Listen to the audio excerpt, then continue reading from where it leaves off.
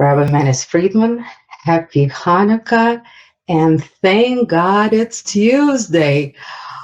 We have so many non-coincidences.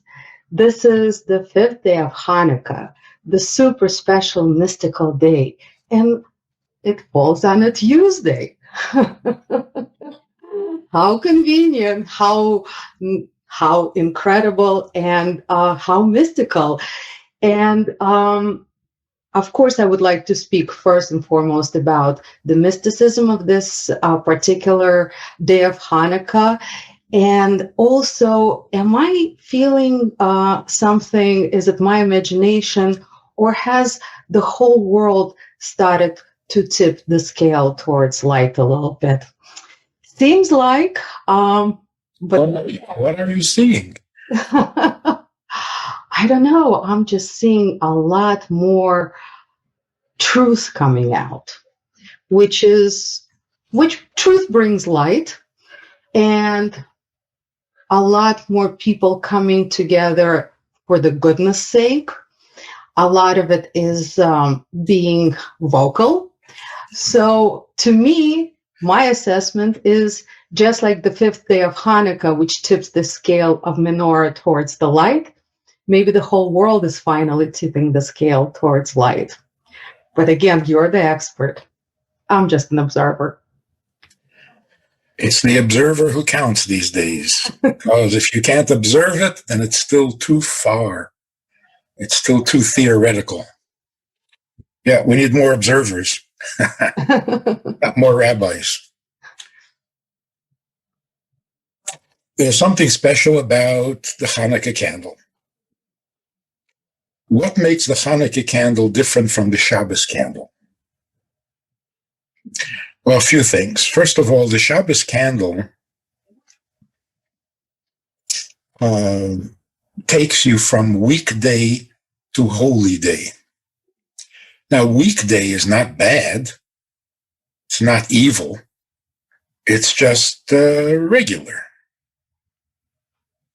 unexceptional. And Shabbos, the holy day, is exceptional. So the Shabbos candle is the transition from the unexceptional to the exceptional. It's not the greatest jump or the most drastic change. The Hanukkah candle takes you from the darkness of the weekday into holiness without any support. You know, Shabbos is a holy day, you don't do work. Shabbos is a holy day, you dress differently, you eat differently, you make a clean break from the weekdays, and Shabbos is different in many ways. Hanukkah, you're allowed to work, you don't have to eat special food, well, maybe a little latke here and there, but you don't have to change your whole diet, and you don't have to wear any special clothes. And yet, in the darkest part of the weekday, you bring light, like you say, you bring light into the world, and you don't even have to change what you're wearing or what you're eating or what you do. It's a much more miraculous accomplishment. So the Hanukkah lights are, in a sense, a little more messianic, a little more Moshiach-dik than the Shabbos candles, because it doesn't take Moshiach to go from unexceptional to exceptional. It does take Moshiach to go from the darkest of the dark to the light of a mitzvah, to holiness. I'm not sure what you noticed or what you're seeing as an observer, but take a look at what's going on in the world to see whether the world is getting better. There's only one measure, one definite measure. If Judaism is flourishing, then the world is getting better. No question, no doubt. Political things move, they shift, could get better temporarily or only superficially. But if Judaism, if God's mitzvah is becoming more popular, the world is definitely improving. Now, if you go online, you can see the big menorah standing in the Kremlin Square. You can see a big menorah standing in front of Nazi headquarters. Come on, it's amazing. And it's with the blessings of the government, sometimes even support of the government. Sometimes the Russian National Army Band plays music at the Jewish events. That is unbelievable. And it's everywhere. The big menorah in Dubai. What about Beijing? Beijing, right. It's even still communist. And in every other city, wherever Chabad is in China, 7 places, 7 cities, I think. But the point is, holiness and truth always wins. Question is only when. So in 1950, when the Lubavitcher Rebbe decided to change the world, to go from a Jew being afraid to walk past the Kremlin, even when he's doing nothing illegal, to having a menorah standing in front of the Kremlin. This was the Rebbe's view. And he was sure it was going to happen. And this is in 1950. In 1950, the world was just beginning to be shocked. They were just beginning to appreciate the horrors of Stalin and Hitler. They were just beginning to bandage their wounds. And the Rebbe was talking about changing the world. That world, we're not talking about weekday, we're talking about deep, dark evil. That's the Hanukkah candle. And that explains the 5th candle. It works out, I'm not sure exactly how and why, but it works out that on the Hebrew calendar, the 5th day of Hanukkah never comes out on a Shabbos. In other words, it is the darkest of all days. It will never be Shabbos. It'll always be, at best, weekday.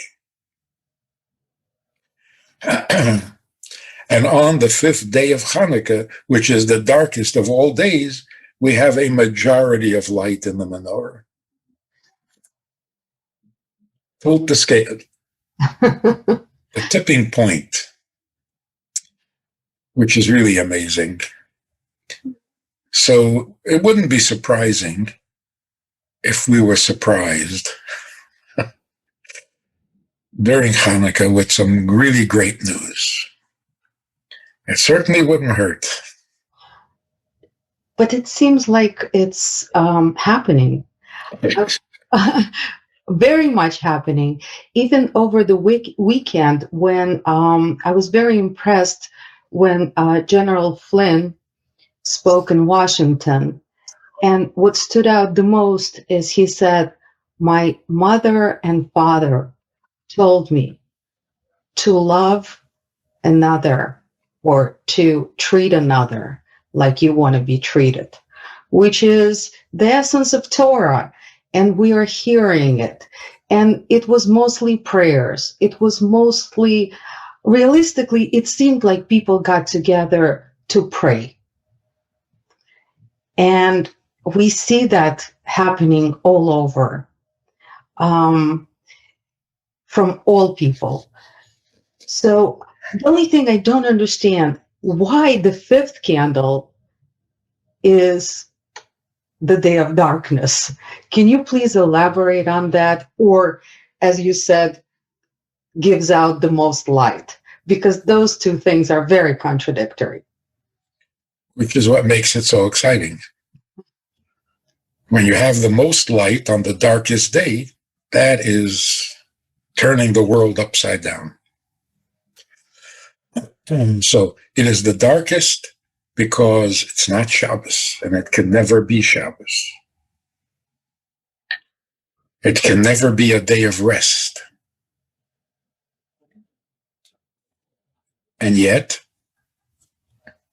it breaks the tie. When you have only 4 days, it's 4 and 4. I'm going to share something, I think, timely. How do we understand the core of anti-Semitism? Not the crimes. Most of the crimes were committed by drunken mobs throughout history. And you don't need an explanation to why drunken mobs are violent. But what really is the essential core of anti-Semitism that makes it so universal? Not so violent, but universal. There was something about the Jewish people and the state of Israel, the land of Israel, that is a mystery. It seems like the Jewish people as a people, not the individual, but as a people, have different laws. Not religious laws, the laws of nature. The Jew lives by different laws of nature. For example, if a Jew converts to another religion, he's still a Jew. But anybody else, you choose your religion, you make allegiance, you get baptized or whatever it is into the religion, and then you're that religion, but not a Jew. Why do we have different laws of nature? Why is it that every other people can be destroyed, assimilated, disappear, not the Jew? So the nations of the world, as a rule, have been trying through all of history to somehow break that myth and prove that Jews are normal. And we're not. We're just not. Nothing works.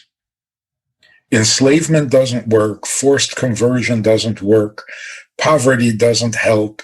Affluence doesn't do it. Nothing. Can't do it.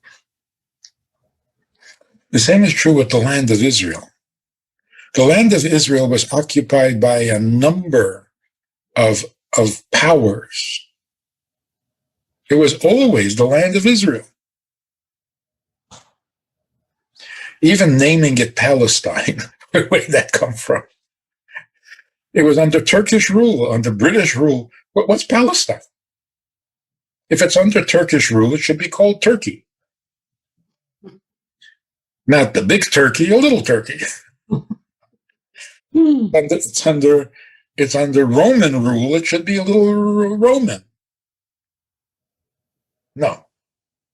It was the land of Israel under Roman rule.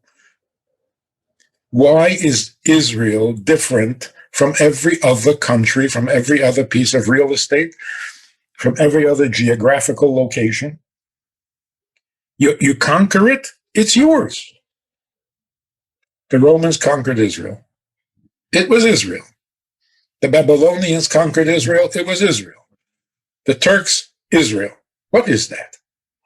Why are you an exception to the rule? That disturbs the world. And so they tried every which way to prove that we're like them after all. It's not working. It's not working. a little country surrounded by 22 hostile nations. Okay, so now the world is starting to think, okay, so the Jews are weird. What are you going to do? So the Jews don't live by the same rules. So what? In fact, maybe that's good. Maybe that's good for the world. Maybe a world that is spinning needs at least one thing that doesn't spin.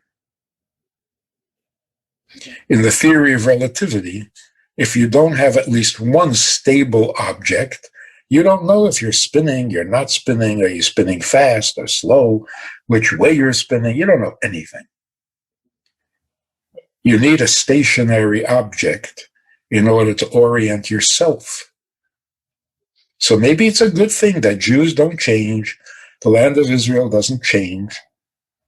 At least something is stable, something is reliable, predictable, unchanging, or sacred. You have to have one thing that is at least a model for how things ought to be, how things could be. And actually, when you think about it, that's what women are. When God created a woman, it was different from every other part of creation. God never said, I'm going to create a world. He never said, I'm going to make day and night. I'm going to make heaven and earth. He just went ahead and did it. He didn't ask anybody. He didn't explain himself. But when it comes to creating a woman, God suddenly says, it's not good for man to be alone. I'm going to create him a woman. Why? Yeah, go ahead. Do your thing. You created everything else so far, so go ahead. What's the need for that statement?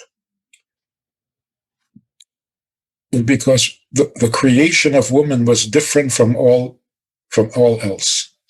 Everything else in creation was created with great potential, but the potential was not actual.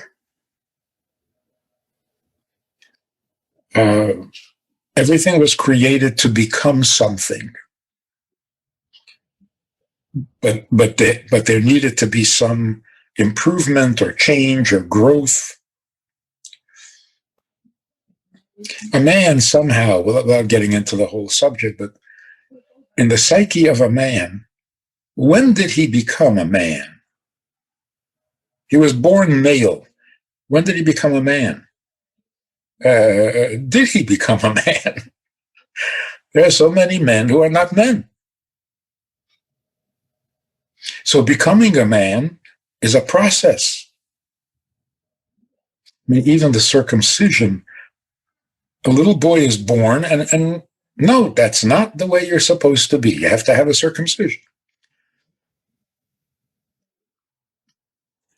The creation of woman was not a potential, because potential may never be realized. Like I said, a man can live his entire life and never be a man. He can be a boy, he can be a baby. He's never a man. Whereas a woman is born a woman, and there is no need for any change. It's exactly the way God meant it to be. You can't become more woman. And that's the mental or psychic strength of a woman. Women are indestructible compared to men. Rabbi Friedman, now that we're getting closer to Mashiach, we see that there are so many more women as leaders of the world in high positions and making a huge difference. What will be the role of the woman after Mashiach comes?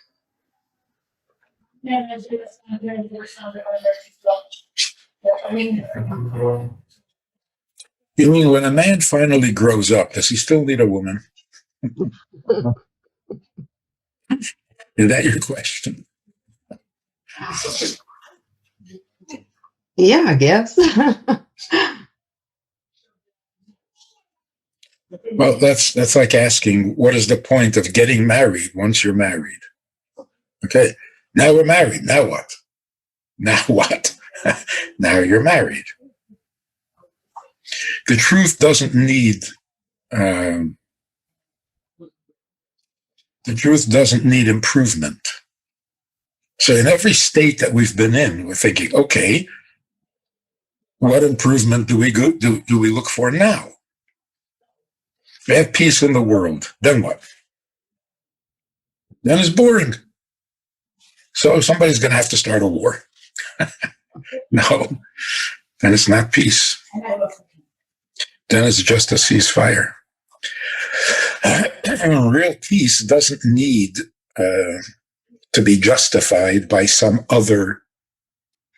Now that we have peace, we can achieve something better. It doesn't need justification, like marriage. Now that we're married, what happens next? Nothing has to happen next. Marriage is the end, not the means. Of course, the marriage has to be good, but that's just being married. It doesn't have to lead to something better. And I see that's the difference. A man is created, and the way he is can lead to something better. If it doesn't, then he failed. If he doesn't become a man. So, in a sense, the Jewish people are like the feminine dimension of the universe. The Jew is Jewish. He doesn't have to become Jewish. Doesn't even need to be circumcised to be Jewish. He's circumcised because he's Jewish. So the world has come to a point now where, fine, yeah, Jews are different.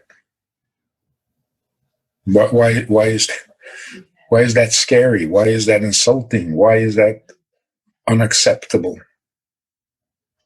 The Jew is different in that the Jew is what he is meant to be, or she is meant to be.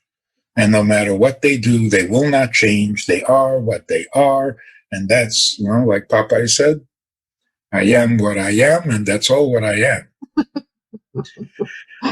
So that's the sign that Mashiach is very close. When anti-Semitism is becoming ridiculous. Ridiculous. For 4,000 years, the world tried to do something about the Jew. Okay, stop already. So the fact that those nations and those governments that were so anti-Jewish, because they desperately wanted to prove that we are not better. Hitler wanted to prove that we were inferior, not just not better. And Stalin was paranoid of anything different from him. So those concepts are gone. And the menorah stands lit in front of the Kremlin, bringing out the truth even in the darkest places. And the menorah in front of the Brandenburg Gate, it's only been one generation. There are people who remember that place when it was evil. So look at how dramatically the world has changed without firing a shot, without a war. Like, Rabbi Sachs used to say, what was the Rebbe's power? He had no army behind him. He had no great wealth behind him. He had no great political system behind him. He was a man living in Brooklyn. How does a man living in Brooklyn, nothing against Brooklyn, by the way, but and he hardly ever left Brooklyn. How do you sit in one place and affect the world? Obviously through his emissaries, but when's the last time that happened? So it's the power of the truth. He sat in Brooklyn and he said, this is true. Guess what? It's true. It's true. True is true, and that's all we need. So we are in a very good direction. The world is moving in a very good direction. And all the ugliness and all the corruption and the pettiness, it's all so superficial and senseless, totally senseless. Rabbi Friedman, it's happening, so I can't not ask you.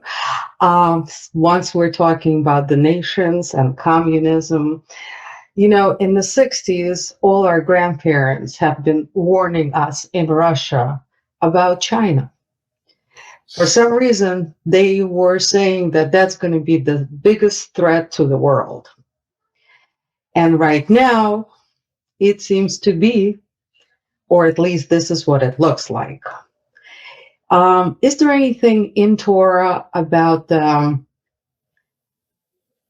people of China, and anything? Is there anything that I don't know? We don't, outside of history, spiritually, what do we need to understand about this nation?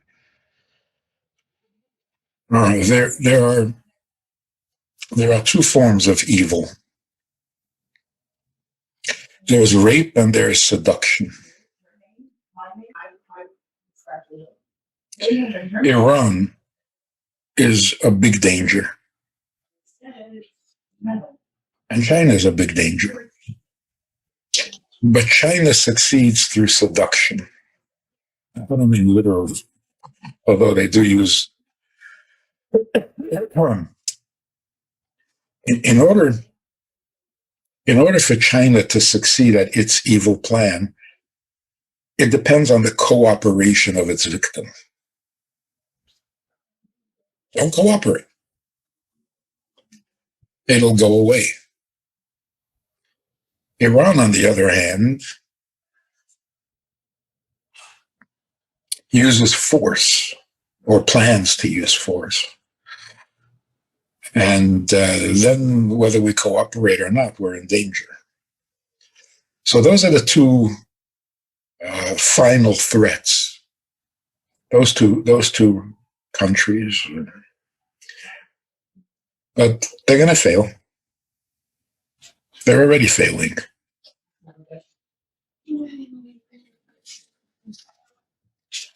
Once we see how they work and once we know what they're up to, they failed. They've been exposed.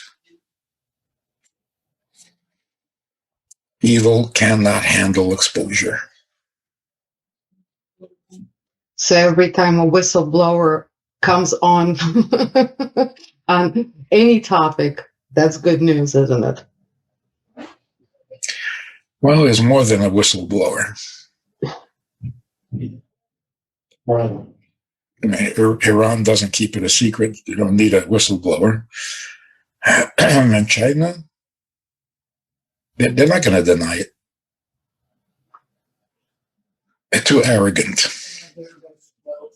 So it's over. Exactly how it unravels, we'll see. But it's unraveling. But I'm glad we started this show on a good, positive note. It's becoming visible, noticeable. That's good news.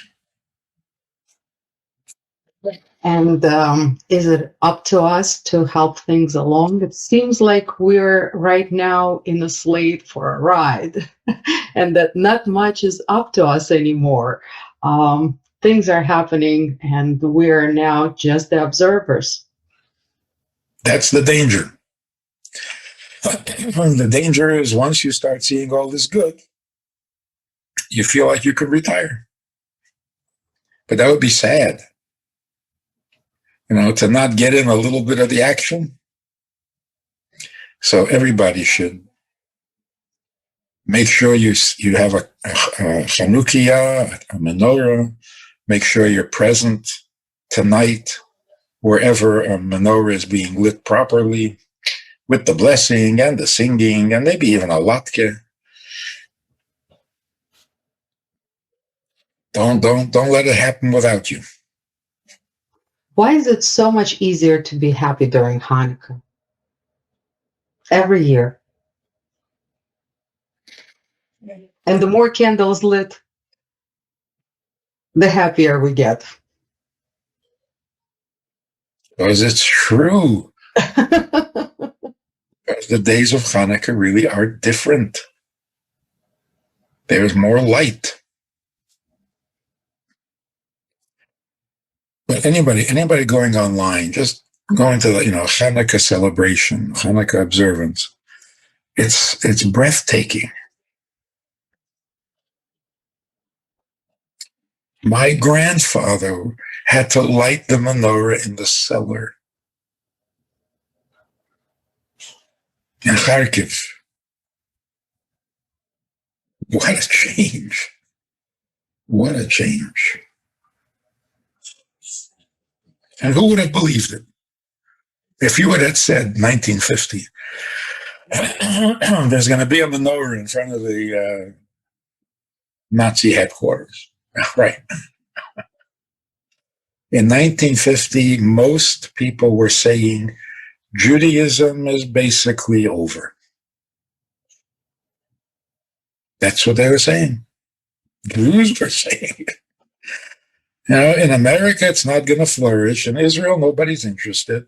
Judaism, it was good for Europe.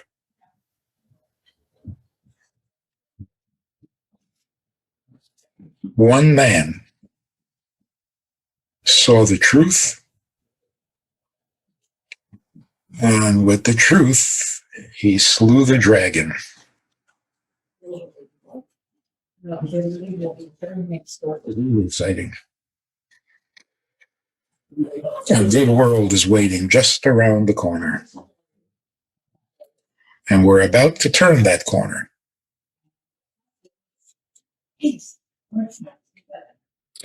People are panicking. Some people. Oh no, this is going to be, we've felt secure before, like in Germany, they said, nah.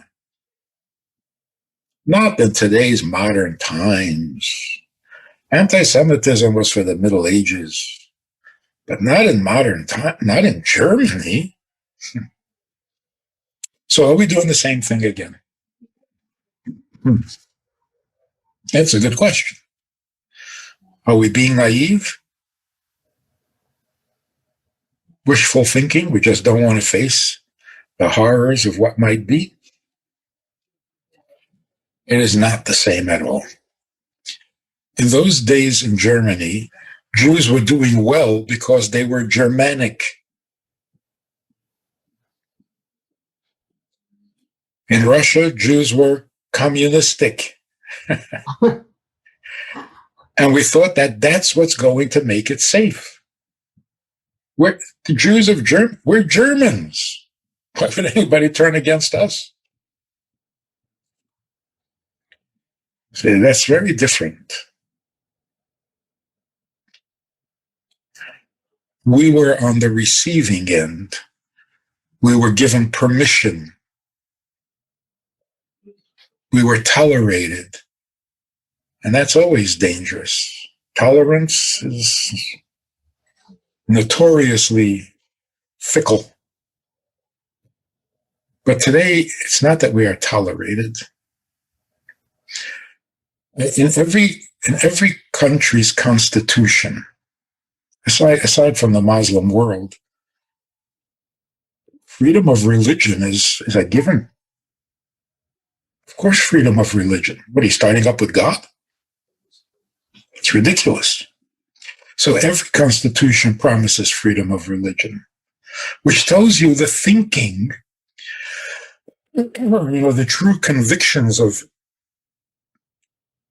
most of the world. They don't live up to it. Okay. That's human frailty. But in a moment of sanity, if you're writing a constitution, nobody is going to write, we will not allow religion. At worst, we will allow one religion, like in the Muslim countries. So what's happening today is, it's not Judaism is being tolerated.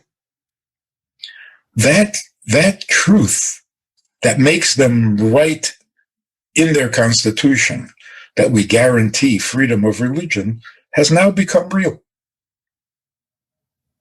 It's not a foreign thing. It's not a fickle thing. On the contrary, the human weakness that didn't allow religion has healed. We've outgrown it. So now to not allow a religion is so distasteful in people's minds. So it's a very different world. It's a different world when Jews in Germany were taking German names and Jews in Russia were becoming the most devoted communists to what we're seeing today. The menorah is visible. Jews are not hiding. Some people are afraid of being so visible because, in 2,000 years, we've tried not to be. It's an old habit. But nobody is forcing Germany to have a menorah. Nobody's forcing Putin to allow a menorah. It's a different world. Doesn't mean that there can't be anti-Semitism. But don't compare the two. We're in much better shape. So we can really say we're tipping the scale these days. Rabbi Friedman, amazing. Amazing. Thank you so much for bringing even more light on this day than it already brings, just by default. The credit is yours. You're too kind. It's your show. I'm just visiting. Rabbi Friedman, thank you so much. And all the amazing things you do online, it's just incredible. I always tell people not to miss the opportunity to get all this inspiration. This is something the world totally needs today, and you're bringing it. And it's such an honor for our radio. I think this is probably the proudest thing I have done in the longest time. A big compliment because you've done a lot. Thank you so much, Rabbi Friedman. It's just amazing. We're so grateful on behalf of my community for your presence in our life, for your wisdom, for your insights, and for all the wonderful information that you're giving us, our community. And I really, really hope to start translating our shows very, very soon and spread them around even more. Looking for a good translator as we speak. Into Russian? Yes. I thought the other way, maybe. Translate your Russian part of the show to... But that would be great. That would really be great. Yeah, a lot of people are asking for it. They're saying they would understand it just, a little deeper. There are a few people in the world who speak Russian. So thank you so much. Thank you for being with us every Tuesday, which is amazing. And lots of light and happiness to you, your family. And again, from the bottom of our hearts, thank you for bringing it to our community. You are very welcome. Happy Hanukkah. Happy Hanukkah.